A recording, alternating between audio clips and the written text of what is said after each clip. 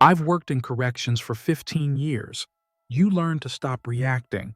Screaming, crying, silence, rage, they all blend into the same noise over time. But sometimes, someone arrives who isn't loud or violent or insane, just wrong. Her name was Naomi. She came in quiet, polite, didn't resist processing, didn't argue about housing. She didn't look like someone I'd remember, but I do. She was placed in Block C, the quieter wing, where we house the non-violent, the broken, the forgotten. And Naomi just watched. At first, I didn't even notice her. She never caused problems, never talked too much, never asked for anything. But then, one of the other COs, Thompson, mentioned something. That new girl, Naomi, I think she's writing about them. I asked what he meant. He shrugged. I don't know. Every morning after lights on, she writes for like 10 minutes straight. Doesn't talk, just writes. Every single day. So I checked. Next morning, I watched through the slit in the door, and there she was, sitting on her bunk, calm, focused, writing in a cheap composition notebook, line by line, looking up, then back down, at her bunkmates, at other cells, not one word to anyone. Later that day, I saw the notebook on her bunk during cell check. I took a quick peek. It wasn't a journal, it was observations. Bunk 3, slept on right side, shallow breathing, eye movement at 3:17 a.m. Bunk 6, rolled over twice, muttered word stop, clenched fists. Cell 12, second bunk, didn't sleep, just stared at ceiling. How the hell did she know what was happening in cell 12? That was 2 cells away. I started paying closer attention. Naomi didn't sleep, or if she did, it was never during the night.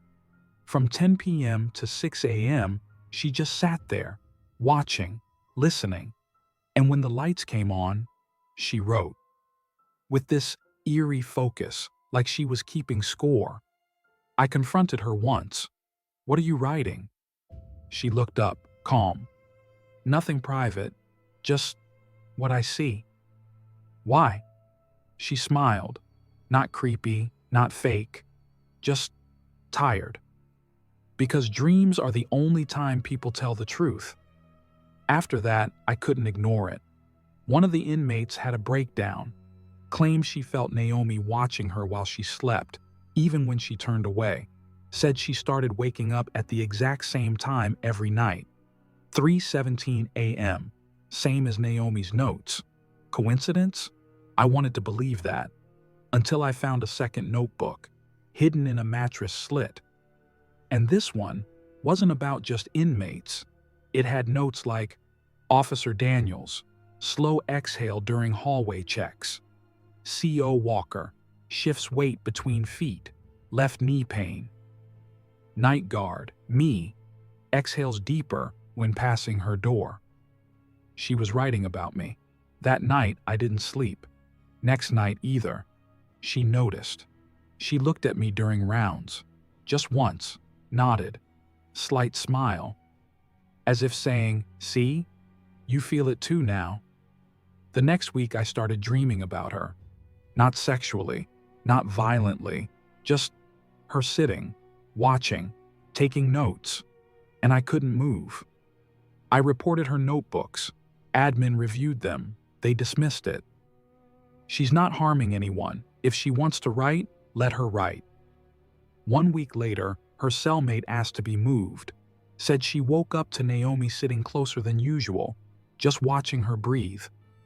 They moved Naomi to the observation unit. She still wrote, still didn't sleep. And when I came in for rounds, she didn't look away anymore.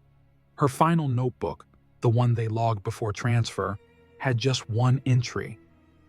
Most of them hide, a few twitch, but one lies still.